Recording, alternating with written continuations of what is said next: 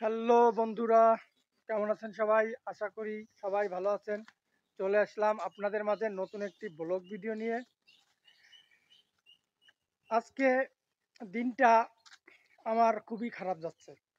সকালবেলা ঘুম থেকে উঠেছি, ওঠার পরেই সামনে একটা ভিডিও আইছে। ভিডিওটা কি? হিরো আলম একটা লাইভ করছে। হিরো আলম অফিসিয়াল এই ইউটিউব চ্যানেল থেকে। তিনি মৃত্যুর মুখ থেকে ফিরে আইছেন। পরে একটু দেখলাম ভিতরে কি আছে বিষয়টা দেখি। তিনি তার মেয়ে, মা, আরো মানে ফ্যামিলির অনেক আত্মীয় স্বজন নিয়ে ছোট্ট একটা লাইভ করতেছে। লাইভে বলা হচ্ছে যে হিরো আলম সুসাইড করতে যাচ্ছিল, কিন্তু ফ্যামিলির সবাই তাকে বুঝায় শুনাইয়া ফিরাই নিয়ে আইছে। দেখা খুবই খারাপ লাগছে। হিরো আলম যদি সুসাইড করেই ফেলতো, হিরো আলম যদি মরে যেত, তাহলে বাংলাদেশের কি হইতো? বাংলাদেশের চরম ক্ষতি হয়ে যাইতো। বাংলাদেশের জিডিপি একদম ধ্বংস হয়ে যাইতো। বাংলাদেশে মানে কি বলবো, বাংলাদেশের উন্নয়ন থেমে যেত। বাংলাদেশের মানুষ হারায় ফেলতো তাদের সব থেকে বড় অভিনেতা, সব থেকে বড় কমেডিয়ান, সব থেকে বড় সিঙ্গার। মোটামুটি বাংলাদেশের চরম ক্ষতি হয়ে যেত। কিন্তু সেই ক্ষতি থেকে বাংলাদেশকে ফিরায় আনা হয়েছে। এই ভিডিওটা দেখার পরেই আমার কিউরিওসিটি জাগলো যে হিরো আলমের মতো লোক কেন হঠাৎ সুসাইড করতে গেল, কেন তিনি তার জীবন রাখবে না এই ডিসিশন নিয়েই ফেললো। পরবর্তীতে আমার সামনে আরও একটা ভিডিও আসলো। হিরো আলমকে কল দিয়েছে তার বর্তমান স্ত্রী মিথিলা। মিথিলা এবং হিরো আলমের মধ্যকার একটা মানে ফোনে কথা বলতেছিল, এইরকম একটা কনভারসেশন একটা নিউজ করছে একটা চ্যানেল। সেখানে এত সুন্দর সুমধুর কথা দুইজনার প্রেমালাপ চলছিল, যেটা শুনলে অনেক বাচ্চারা ভাই মানে যা আজ পর্যন্ত শোনে নাই এমন মানুষও আছে। বাংলাদেশ না, বিশ্বে মানে একজন স্বামীকে একজন স্ত্রী কত ধরনের রসালো, মিষ্টি, সুস্বাদু, দানাদার কথা বলতে পারে তার সমস্ত প্রমাণ ওখানে আছে। কথার একটু সারমর্ম আপনাদের বলি। হিরো আলমের ছোট ভাই ছোট, হিরো আলমের তাড়াতাড়ি হয়ে যায়, মানে তিনি ধরে রাখতে পারে না নিজের যৌবন, অল্পতেই তিনি ধরে পড়ে যায়। এরপরে তিনি রিয়ামণিকে ছাড়া থাকতে পারে না, তার রিয়ামণিকে লাগে। রিয়ামণি আবার অন্য আরেকজনের সাথে চলে যায়। আহ, মানে ভাই, বাংলা কথায় এত ধরনের নষ্ট, নোংরা, কদর্য ভাষা নিয়ে যে একটা কথা বলছিল কয়েকটা, যে কথা আবার মানে বাংলাদেশের কিছু ইউটিউব চ্যানেলে ওইটা আবার নিউজ করছে ভাই। মানে আমরা কোন যুগে আছি?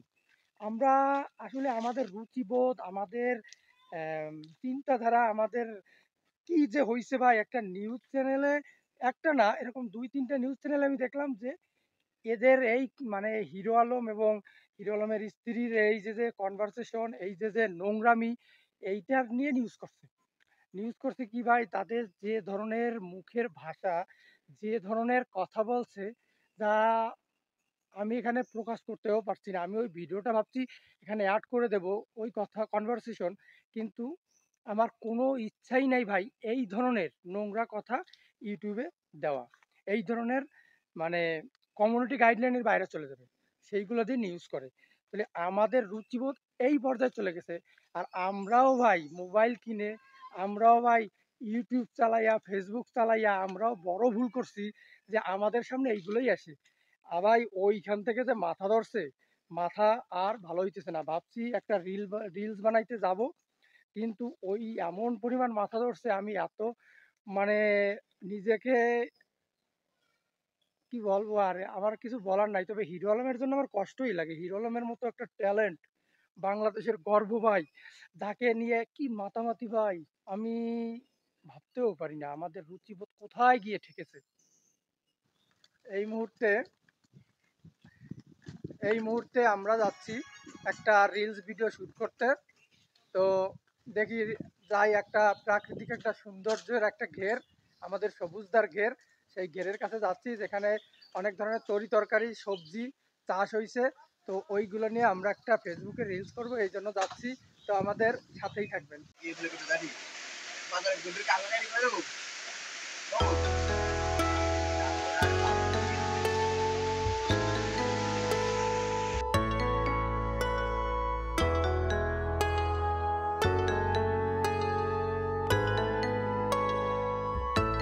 হঠাৎ করে নামছে বৃষ্টি, বৃষ্টিতে ভাই একাকার অবস্থা, চারিদিকে পানি জমে গেছে, দেখতে পারেন অবস্থা খুবই খারাপ, শুধু বৃষ্টি আর বৃষ্টি।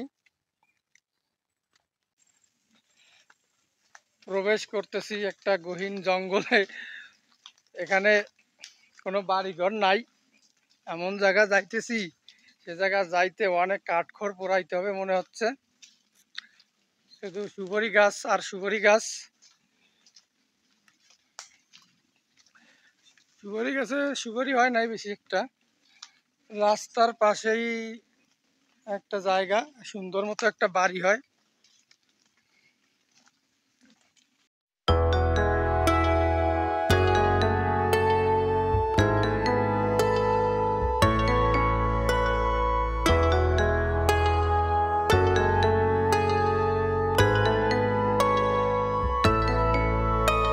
চলে আইছি সবুজদার সেই ঘেরে, যেখানে সে বিভিন্ন ধরনের তরি তরকারির চাষ করছে।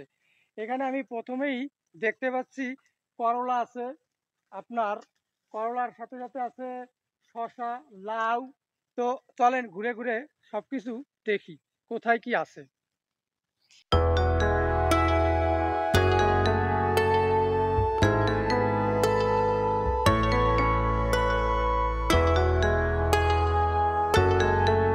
দেখছেন এই স্টাইলে ঘুড়ি, আপনারা কি আগে দেখছেন কিনা জানি না। এই স্টাইলে যদি ঘুড়ি দেওয়া হয় তাহলে আটের জায়গা অনেকটা কম হয়, আর মানে জায়গা কম করে পারা যায়। তা না হলে যদি সহাইয়া ঘুড়ি দেওয়া হয় তাহলে জায়গা অনেক বেশি মারি যায়। সুন্দর একটা ডিজাইন করছে ঘুড়ি দেওয়ার। আর এখানে আছে শসা, করলা। আমাদের এখানে এটাকে করলা বলে, আপনাদের ওখানে কি বলে অবশ্যই কমেন্টস করে জানাবেন। আর নিচে আমি দেখতে পাচ্ছি লাউ, নিচে হচ্ছে আপনার লাউ গাছ। লাউ গাছে অনেক লাউও হয়েছে। আর এটা হচ্ছে মাছের ঘের, এখানে মাছ হচ্ছে। আর ওই পাশে আছে আপনার মেবি শশা, কিন্তু শশার ওই পর্যন্ত আমি যেতে পারছি না। শশার ওই পর্যন্ত যেতে গেলে অনেকটা ঘুরে যেতে হবে, যেটা আমি কোনো কায়দায় যাইতে পারতেছি না। তবে আপনারা দেখতে পাচ্ছেন ঘেরটা অনেক সুন্দর, অনেকটা জায়গা নিয়ে ঘেরটা। তো কমেন্ট করে জানাবেন এখানে আপনার এই ঘেরটা করতে যতটা না টাকা খরচ হয়েছে, এই তরি তরকারি সবজির চাষগুলো দেখলে আসলে মনটা ভরে যায়। এবং এটা অনেক লাভজনক একটা ব্যবসা বর্তমানে চাষিদের জন্য।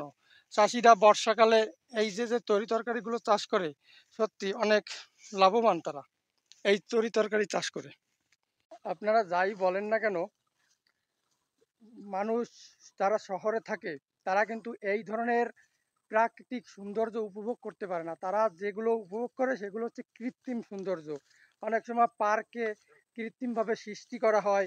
আমি দেখছি শহরের বিভিন্ন ব্লগ, তারা এই ধরনের মানে বাড়ির ছাদে একটু টবে কিছু মানে তরি তরকারি চাষ করে বিশাল হাইলাইটস ভাবে দেখায়, আমরা সেইগুলো দেখি। অথচ আমাদের গ্রামে কৃষকরা যে কত সুন্দর মানে হাজার হাজার টাকার তরি তরকারি ফলাচ্ছে, কত সুন্দর প্রাকৃতিক সেগুলো কিন্তু আমরা আসলে মূল্যায়নও করি না। আমাদের এলাকায় এত সৌন্দর্য আছে ভাই, যদি আমি ঘুরে ঘুরে ব্লগ করি তাহলে হাজার হাজার ব্লগ হয়ে যাবে। আপনারা কি চান আমি এই ধরনের ব্লগ করি? অবশ্যই আমার চ্যানেলটি সাবস্ক্রাইব করবেন, বেল নোটি অন করবেন যাতে আমার সমস্ত ভিডিও দেখতে পারেন। দেখা হবে নেক্সট কোনো ভিডিওতে, তখন ভালো থাকবেন, সুস্থ থাকবেন, বাই।